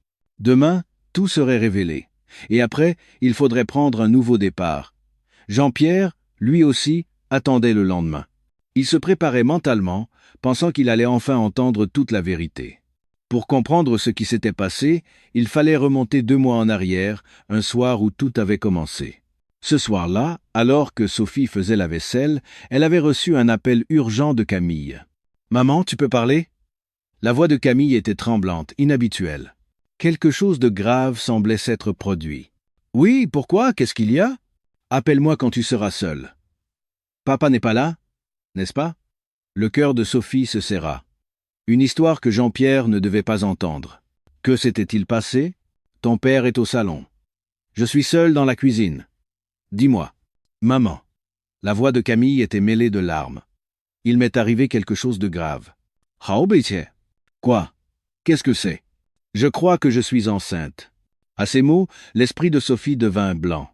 Sa fille, en première année d'université, enceinte? Quoi? Camille, c'est une blague? C'est vrai, maman. J'ai plus d'1 semaine de retard. J'ai tellement peur. Sophie faillit laisser tomber l'assiette qu'elle tenait. Elle se ressaisit et la posa délicatement dans l'évier. Camille, calme-toi et explique-moi doucement. Maman, qu'est-ce que je vais faire? Si papa l'apprend, il va me tuer. Camille éclata en sanglots. Sophie aussi avait envie de pleurer, mais elle devait rester forte pour sa fille. D'abord, il faut être sûr. Ça peut être à cause du stress. C'est arrivé avec Lucas? Oui. Une fois. Juste une seule fois. Mais ce jour-là. Camille ne put finir sa phrase. Ce jour-là quoi? Vous n'avez pas fait attention? Lucas m'avait dit que ça irait. Maman, je suis tellement stupide. Sophie soupira profondément. Elle avait envie de gronder sa fille, mais ce n'était pas le moment. D'accord. D'abord, on va vérifier. Demain, on va à la clinique. Je viendrai avec toi. Bien sûr. Ne t'inquiète pas. Merci, maman, mais ne le dis pas à papa. S'il te plaît. Sophie connaissait bien le caractère de son mari. S'il apprenait que sa fille était enceinte, il serait sous le choc et s'en prendrait sûrement à Lucas. D'accord. Pour l'instant, on garde ça pour nous. D'accord. Le lendemain, samedi, Sophie accompagna Camille chez le gynécologue. Pendant l'examen, le cœur de Sophie battait la chamade. Heureusement, le résultat fut négatif. Ce n'était pas une grossesse. Le retard était dû au stress et à un mode de vie irrégulier. Quel soulagement! Sophie soupira de soulagement. Mais Camille avait toujours l'air déprimée. Maman, je suis tellement stupide. Comment ai-je pu être si naïve? C'est du passé. À l'avenir, tu feras attention. Ah, je ne sais pas quoi dire à Lucas. Il est mort d'inquiétude aussi. En entendant sa fille, Sophie pensa à ce garçon, Lucas, le petit ami de Camille, qu'elle n'avait pas encore présenté à Jean-Pierre. Il est comment, ce Lucas? C'est un garçon bien. Il a 2 ans de plus que moi, en 3e année d'université.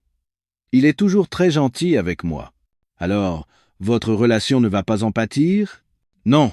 Au contraire, Lucas se sent encore plus responsable. C'est pour ça que je me sens encore plus mal.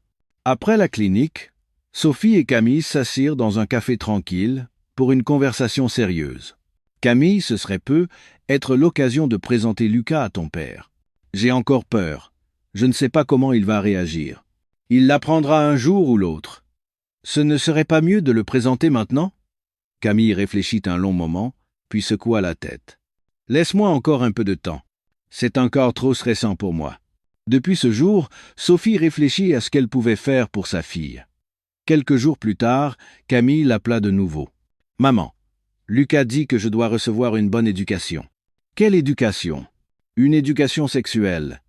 Il dit que c'est parce qu'on était trop ignorant que c'est arrivé, et qu'il faut qu'on s'informe correctement. » Sophie pensa que Lucas avait raison. Sa fille était adulte, mais il y avait encore tant de choses qu'elle ignorait. « Oui, Lucas a raison, je vais t'aider. » Quelques jours plus tard, Sophie se rendit au planning familial. Elle avait entendu dire qu'on pouvait y recevoir des conseils sur l'éducation sexuelle pour les jeunes. On lui expliqua les différentes méthodes de contraception et on lui fournit gratuitement des préservatifs. Sophie en prit quelques-uns pour sa fille et les mit dans son sac. « C'est un peu gênant de donner ça directement à ma fille. » Elle hésita. Le lui donner en main propre serait embarrassant pour toutes les deux, mais ne rien lui donner l'inquiétait tout autant. Finalement, Sophie décida de mettre les préservatifs dans son propre portefeuille. Elle les donnerait à sa fille au moment opportun. C'est à ce moment-là que Lucas contacta directement Sophie. « Bonjour, je suis Lucas, le petit ami de Camille. »« Lucas, bonjour. Camille m'a beaucoup parlé de toi. »« Que ça? Je suis vraiment désolé pour ce qui s'est passé. J'aurais dû être plus prudent. » La voix de Lucas témoignait d'un repentir sincère. « C'est du passé. À l'avenir, vous ferez attention. Pourrais-je vous rencontrer un de ces jours? Je voudrais m'excuser en personne. » Sophie sentit la sincérité de Lucas. Elle accepta de le rencontrer. Lors de leur première rencontre, Sophie eut une bonne impression de lui. C'était un jeune homme poli et sérieux. « Madame, je suis vraiment désolé. J'aurais dû mieux protéger Camille. Lucas, ne te blâme pas trop. Vous êtes jeunes tous les deux. À l'avenir, je ferai vraiment attention. Et je prendrai grand soin de Camille. » En entendant Lucas, Sophie sentit qu'il aimait sincèrement Camille. « Merci. Je te confie, Camille. » Depuis, Lucas contacta souvent Sophie. Il voulait discuter de sa relation avec Camille et de leurs projets d'avenir. « Quand j'aurai mon diplôme et un travail, je voudrais épouser Camille. »« Hein? Tu penses déjà à ça? »« Oui, j'y pense sérieusement. Mais je n'ai même pas encore été présenté à son père. Son père est un peu strict. » Sophie pensa au caractère de son mari. Il adorait sa fille, mais il était aussi très protecteur et n'accepterait pas facilement le petit ami de sa fille. Les rencontres avec Lucas se poursuivirent. Il parlait principalement des inquiétudes concernant Camille et de leurs projets d'avenir. Sophie en vint à considérer Lucas comme un garçon digne de confiance. Mais il y avait un problème. Elle ne pouvait pas parler de ses rencontres à Jean-Pierre. Camille n'était pas encore prête à présenter son petit ami à son père. « Je crois que votre mari me suspecte », lui dit un jour Lucas avec inquiétude. « Quoi? La dernière fois, près de chez vous, il m'a regardé d'un air étrange. Vous ne pensez pas qu'il me prend pour quelqu'un de bizarre ?» Sophie aussi avait remarqué que le regard de Jean-Pierre s'était durci récemment. Il semblait la suspecter. « C'est possible. Lucas, il va falloir être plus discret quand on se voit. »« Oui, d'accord. Je ne voudrais pas vous causer de problèmes. » Mais les problèmes avaient déjà commencé. Jean-Pierre suspectait de plus en plus Sophie, et elle souffrait de ne pas pouvoir dissiper ses doutes. « Il faut que je dise à Camille de parler rapidement. » Sophie pensa qu'elle ne pouvait plus attendre. Si cette situation continuait, c'est toute la famille qui risquait d'être détruite. Mais Camille hésitait toujours. « Maman, attends encore un peu. Quand ma relation avec Lucas sera plus stable, je le présenterai. Camille, à cause de toi, l'ambiance à la maison est devenue étrange. Papa me regarde bizarrement. Quoi? Vraiment? Qu'est-ce qu'il a dit? Il ne dit rien directement, mais l'atmosphère n'est plus la même. C'est alors que Camille réalisa la gravité de la situation. Je suis désolé, maman, c'est de ma faute. Ce n'est rien. Mais maintenant, il faut vraiment prendre une décision. On ne peut pas repousser ça éternellement. D'accord. Ce week-end, je viendrai à la maison et je parlerai à papa. Camille semblait enfin décidée. Sophie soupira de soulagement. Mais elle était aussi inquiète. Elle ne savait pas comment Jean-Pierre réagirait et si ces malentendus seraient dissipés. Il faut que je dise tout. Quand Jean-Pierre connaîtra la vérité, il comprendra. Sophie se le disait, mais elle restait anxieuse. Elle se demandait si toutes ces histoires seraient bien expliquées à Jean-Pierre et si leur relation familiale redeviendrait comme avant. Mais elle ne pouvait plus reculer. Ce week-end, le moment était venu de révéler toute la vérité. C'était le moment où la vérité éclatait. Samedi après-midi, Camille arriva à la maison. Son expression était plus sombre que d'habitude, comme si elle portait un lourd fardeau. « Papa, maman, bonjour. Te voilà. Ça n'a pas été trop dur ?» Jean-Pierre accueillit sa fille chaleureusement, mais une partie de lui était tendue, se demandant ce que sa femme allait dire. « Camille, va te laver, on parlera après », dit Sophie, mais l'atmosphère dans le salon était déjà lourde. Pendant le dîner, personne ne parlait beaucoup. Camille observait ses parents, tandis que Jean-Pierre et Sophie étaient chacun perdus dans leurs pensées. « Bon, on peut parler maintenant ?» commença Sophie. Jean-Pierre pensa que le moment était enfin venu et se prépara mentalement.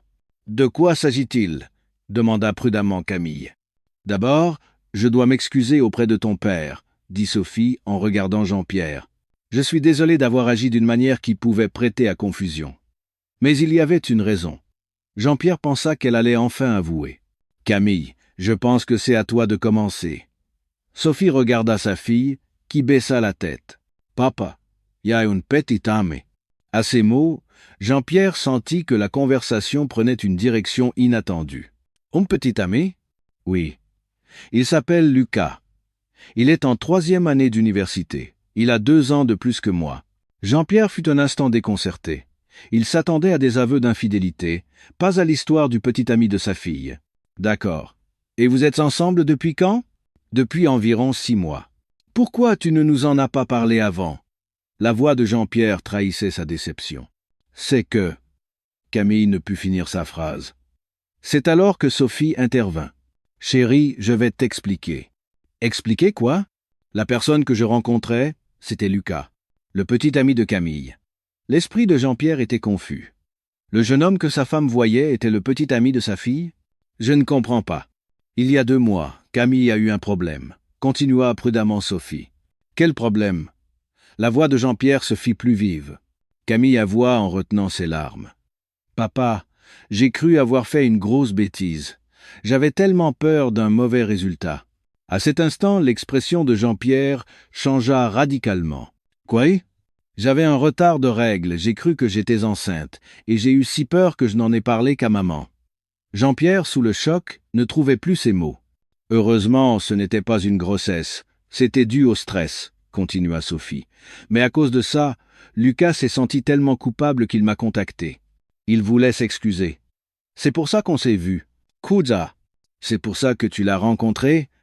La voix de Jean-Pierre était encore pleine d'incrédulité. « Oui. » Lucas se repentait sincèrement. « Et j'ai senti qu'il tenait vraiment à Camille. Alors, tout ce que j'ai vu. » Jean-Pierre se remémora les scènes qu'il avait vues. « Tu nous as probablement vus quand je le conseillais. » tenta d'expliquer Sophie. « Et ce qu'il y avait dans ton portefeuille ?» demanda prudemment Jean-Pierre. « Quoi ?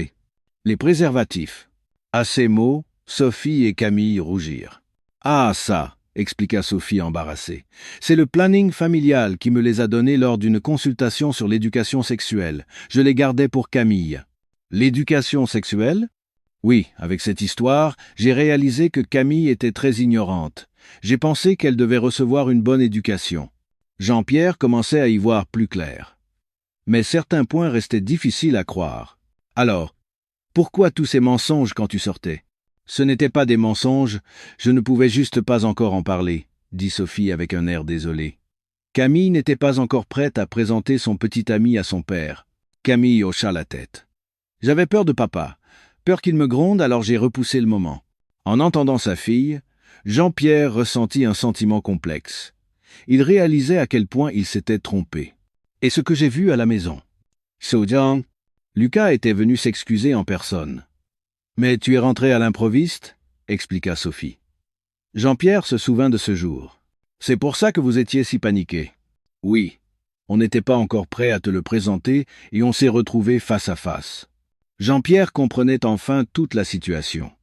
Mais il ressentait aussi une grande honte pour ses pensées erronées. Alors, tout ce temps. Il ne put finir sa phrase. Il avait trop honte d'avoir douté de sa femme. Ce n'est pas grave, chérie. C'était tout à fait compréhensible, le réconforta Sophie. Mais pourquoi ne m'as-tu rien dit avant? Tu sais à quel point j'ai souffert. La voix de Jean-Pierre était pleine de reproches. Je suis désolé, mais je devais d'abord penser à Camille. C'est de ma faute, papa. Ne t'en prends pas à maman, dit Camille en pleurant. C'est parce que je n'ai pas eu le courage, parce que j'avais peur de toi, que j'ai repoussé. En voyant les larmes de sa fille, Jean-Pierre eut mal au cœur. Était-il un père si effrayant? Camille, je te fais si peur? Pas peur, mais j'avais peur de te décevoir. Imbécile. Si tu es heureuse, ton père est heureux aussi, dit-il en la serrant dans ses bras. Alors, il va falloir que je rencontre ce Lucas. Vraiment? Le visage de Camille s'illumina. Oui, c'est le garçon que ma fille aime, alors je dois le rencontrer. Merci papa. Cotin. Mais le cœur de Jean-Pierre était encore rempli d'émotions complexes.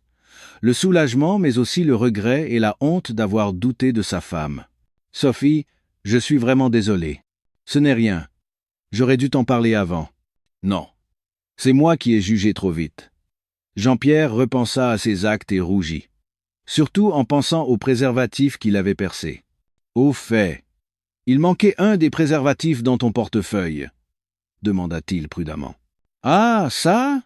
Je l'ai donné à Camille, répondit Sophie. J'ai enfin trouvé le courage de lui faire une bonne éducation sexuelle. Ah, d'accord. Jean-Pierre réalisa à quel point ses suppositions étaient absurdes. Cette nuit-là, la conversation familiale se prolongea jusqu'à l'aube. Camille parla plus en détail de Lucas, et Sophie raconta à quel point elle avait été angoissée. Jean-Pierre, lui aussi, raconta honnêtement à quel point il s'était trompé. Il s'excusa sincèrement d'avoir douté de sa femme. « Je suis vraiment désolé. J'ai été trop impulsif. Ce n'est rien. Mais à l'avenir, si tu trouves quelque chose d'étrange, demande-moi directement. N'imagine pas des choses tout seul. Je le ferai. Vraiment. » Cette nuit-là, Jean-Pierre put enfin dormir l'esprit tranquille. Tous les malentendus étaient dissipés et la relation avec sa famille semblait rétablie. Mais en même temps, il réfléchit au fait qu'il n'avait pas fait confiance à sa femme et qu'il avait jugé de manière si arbitraire. À l'avenir, je devrais vraiment faire attention et avoir plus de conversations avec ma famille. C'est avec cette résolution qu'il s'endormit. Les jours qui suivirent la révélation de la vérité, Jean-Pierre, repensant à ses actes, fut en proie à un profond sentiment de honte. Lundi matin, en se préparant pour le travail, il ne cessait de penser aux événements du week-end. Devant sa femme et sa fille, il avait dit comprendre que ce n'était pas grave, mais seul, il réalisait à quel point ses actions étaient déplacées. « Chérie, le petit déjeuner est prêt. » Sophie lui servit le petit déjeuner comme d'habitude, mais cette chaleur le rendait encore plus honteux. « Merci. Ça ne va pas? Tu as mauvaise mine. »« Si, ça va. Juste un peu de fatigue. » Mais Jean-Pierre n'allait pas bien du tout.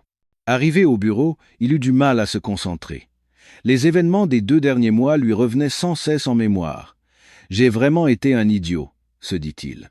Surtout en pensant à la fois où il avait percé le préservatif avec une aiguille. Savoir que c'était un geste de bienveillance d'une mère pour sa fille lui faisait réaliser à quel point son comportement avait été mesquin. À l'heure du déjeuner, Martin s'approcha. « Jean-Pierre, il s'est passé quelque chose de bien ce week-end? Tu as l'air plus détendu. »« Ah, juste des affaires de famille qui se sont arrangées. Tant mieux. Ces derniers temps, tu avais l'air si déprimé. » En entendant Martin, Jean-Pierre réalisa une fois de plus à quel point il avait été sensible. Au point que même ses collègues l'avaient remarqué. Ce soir-là, En rentrant, Jean-Pierre présenta ses excuses les plus sincères à Sophie. « Sophie, je suis vraiment désolé. Je me suis tellement trompé. Je t'ai déjà dit que ce n'était rien. C'est du passé. » « Non, ce n'est pas rien. La façon dont je t'ai suspecté. J'ai tellement honte. » La voix de Jean-Pierre était pleine d'un regret sincère. « Surtout quand j'ai trouvé ça dans ton portefeuille. »« Je sais. J'avais remarqué que sa position avait changé, » dit Sophie, ce qui le rendit encore plus honteux. « Et, en fait, j'ai fait pire. »« Pire ? J'ai percé les préservatifs avec une aiguille. » À ces mots, Sophie resta sans voix un instant. « Quoi ? Je suis vraiment désolé. J'ai l'impression que j'étais devenu fou, » dit Jean-Pierre en baissant la tête, repentant. « Chérie. » Sophie fut choquée par le geste de son mari, mais en même temps, elle comprenait à quel point il avait dû souffrir. « Je comprends à quel point ça a dû être dur pour toi, mais à ce point. Je sais, j'ai vraiment eu tort. Je ne penserai plus jamais de cette façon. » Ah ! En entendant la confession sincère de Jean-Pierre, Sophie ressentit un sentiment complexe. Le fait que son mari l'ait suspectée à ce point lui faisait mal, mais elle comprenait aussi que c'était parce qu'il l'aimait. « À l'avenir, si tu trouves quelque chose d'étrange, demande-moi directement. Ne juge pas tout seul. Je le ferai.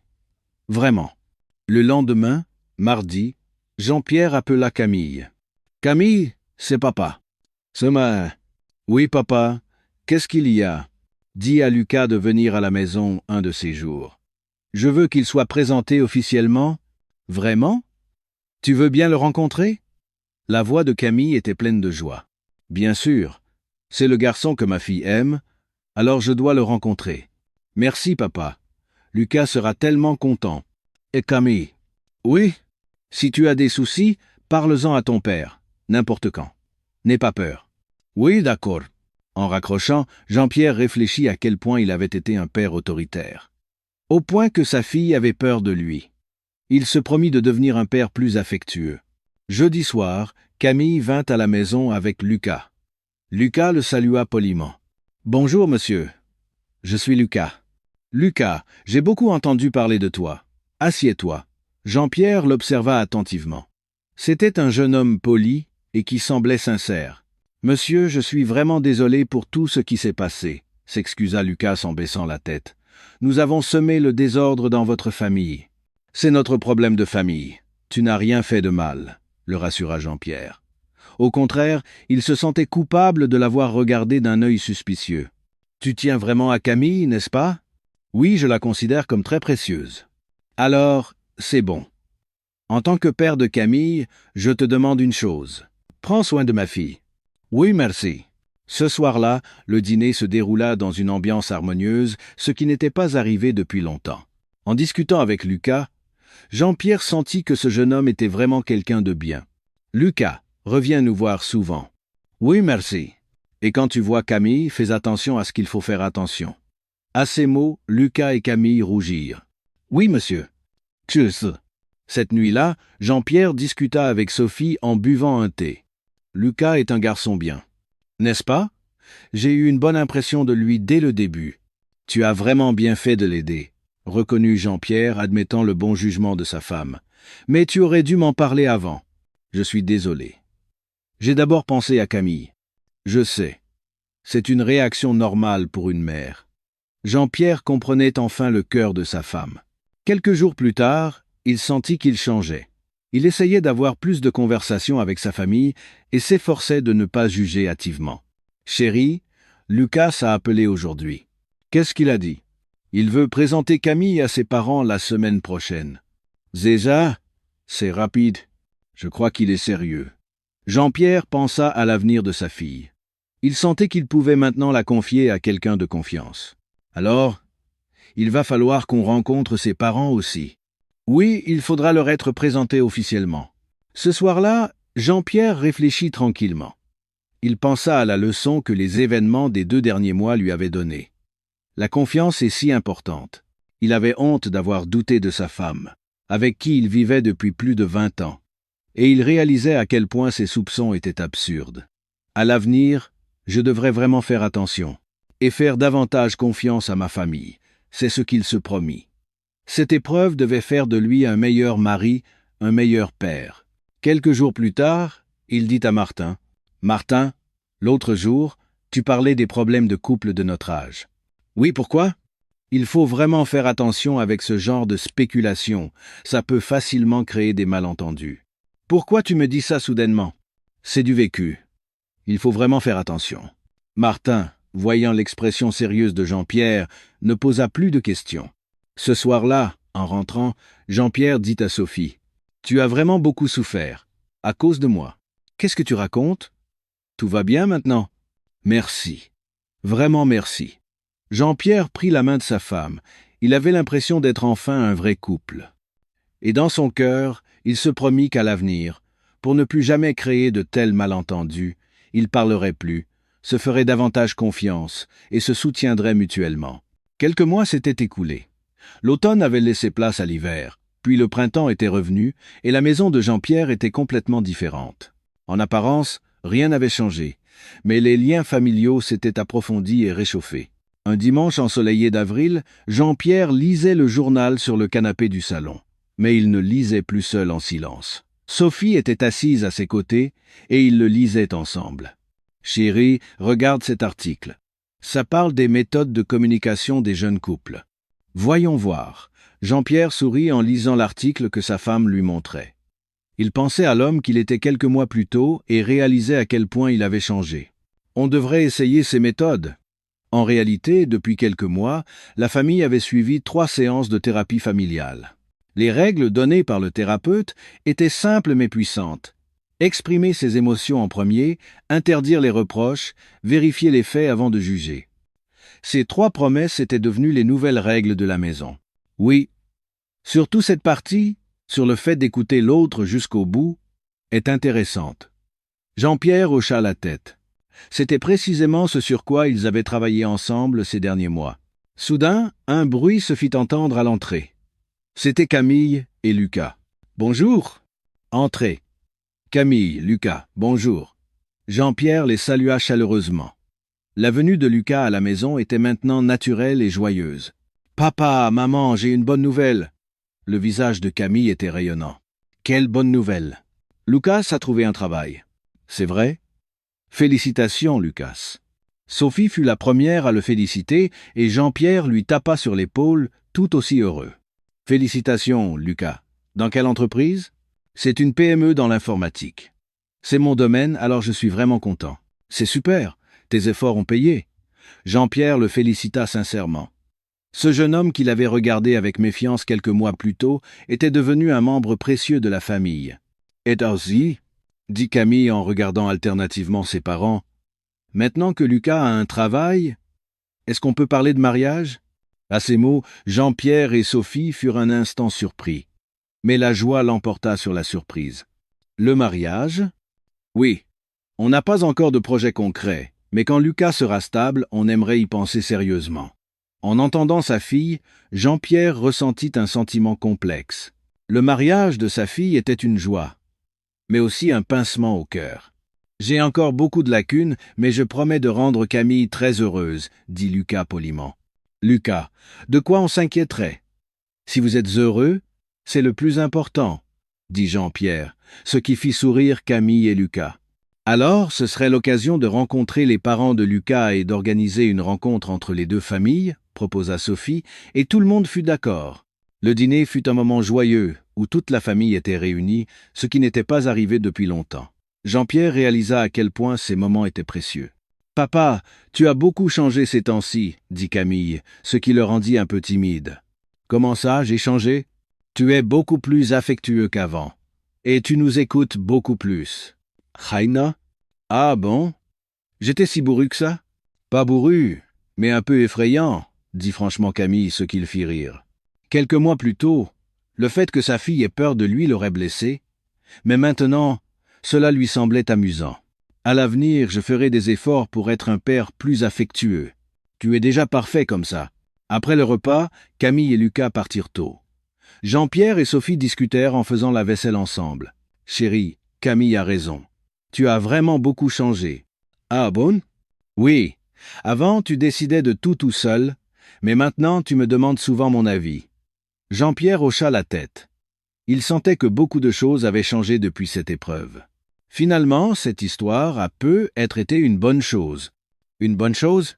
Oui. Sans ça, je ne pense pas qu'on se serait autant rapprochés. Jean-Pierre était entièrement d'accord. Ce temps difficile avait finalement rendu leur famille plus forte. La semaine suivante, la rencontre des deux familles eut lieu. Jean-Pierre était nerveux au début, mais il découvrit que les parents de Lucas étaient des gens formidables. La rencontre se déroula dans une ambiance bien plus chaleureuse que prévu. Ce soir-là, en rentrant, Jean-Pierre discuta avec Sophie en buvant un thé. Les parents de Lucas sont vraiment des gens bien. Oui, ça m'est rassuré. On dirait qu'on va bien marier notre fille. Elle n'est pas encore mariée, sourit Sophie. Mais c'est une chance qu'elle ait rencontré quelqu'un de bien. Cette nuit-là, Jean-Pierre réfléchit seul au changement des derniers mois. Le plus grand changement était la communication avec sa famille. Avant, il gardait ses pensées pour lui, mais maintenant, il essayait de tout partager avec eux. Et le plus important, c'était la confiance. Il avait compris à quel point il était crucial de se faire confiance et de se soutenir mutuellement. Quelques semaines plus tard, Jean-Pierre eut l'occasion de discuter avec des jeunes collègues. « Chef, comment fait-on pour réussir son mariage ?» lui demanda sérieusement un jeune collègue. Jean-Pierre réfléchit un instant. « Le plus important, c'est la communication et la confiance. » La communication? Oui. Si tu trouves quelque chose d'étrange, ne juge pas tout seul, il faut absolument en parler. Et faire confiance à l'autre, c'est important aussi, conseilla Jean-Pierre, se basant sur sa propre expérience. Ça a l'air simple, mais c'est très difficile. Mais c'est le plus important. Un week-end de mai, la famille organisa un barbecue. Camille et Lucas étaient là, et Sophie avait préparé de délicieux plats. « Papa, tu grilles bien la viande. »« Bien sûr. Ton père est un pro du barbecue, » dit fièrement Jean-Pierre en retournant la viande. Alors que tout le monde levait son verre, Jean-Pierre dit « À la santé de notre famille, et à la confiance et l'amour qui nous unissent. » Le tintement des verres résonna dans le jardin. Ce soir-là, après le départ de Camille et Lucas, Jean-Pierre et Sophie s'assirent dans le jardin pour regarder les étoiles. « Chérie, tu es heureuse? »« Je suis heureuse aussi. » Jean-Pierre prit la main de sa femme. « La dernière fois, ça m'a vraiment servi de leçon. À l'avenir, pour ne plus jamais créer de tels malentendus, on parlera plus et on se fera plus confiance. Moi aussi, si j'ai un problème, je ne le garderai plus pour moi, je t'en parlerai tout de suite. » Leur promesse était sincère. Quelques mois plus tard, les fiançailles de Camille et Lucas eurent lieu. C'était une petite cérémonie, mais un moment très significatif. « Camille, tu es si belle !» Jean-Pierre, en voyant sa fille dans sa robe blanche, eut les larmes aux yeux. « Papa, ne pleure pas. »« Je ne pleure pas. C'est juste l'émotion. Lucas prendra bien soin de moi. Ne t'inquiète pas. Je sais, j'ai confiance en Lucas. » Ce jour-là, Jean-Pierre ressentit beaucoup de choses. La joie de voir sa fille grandir, rencontrer quelqu'un de bien et être heureuse, et la gratitude de voir toute la famille témoin de ce parcours. Cette nuit-là, en dormant, il repensa à l'année écoulée. Ce temps difficile, commencé par le doute, avait finalement apporté une leçon précieuse à toute la famille. Le doute est rapide, mais la confiance demande un plus grand courage. C'est avec cette pensée que Jean-Pierre s'endormit paisiblement, avec la certitude que le lendemain serait une autre journée heureuse avec sa famille. Désormais, à la table de Jean-Pierre, chaque soir, des rires chaleureux résonnaient, et dans ces rires, il y avait la sincérité de la confiance et de l'amour mutuel. Cette maison, qui quelques mois plus tôt était remplie de doutes et de malentendus, débordait maintenant de confiance et d'amour. Et au centre de ce changement, il y avait le dialogue, la communication et surtout la confiance mutuelle. Jean-Pierre en était maintenant certain. Le vrai bonheur ne commence pas par le doute, mais par la confiance. Espérons que dans notre quotidien, nous puissions tous, comme Jean-Pierre, choisir le dialogue chaleureux plutôt que le jugement hâtif, la confiance chaleureuse plutôt que le doute froid. J'espère que cela vous a fait réfléchir à l'importance du temps précieux passé en famille et de l'effort de se comprendre mutuellement. Je reviendrai avec une autre histoire qui touchera votre cœur. Passez une journée chaleureuse et heureuse avec votre famille. Votre abonnement et vos j'aime sont une grande force pour créer de meilleures histoires. Merci.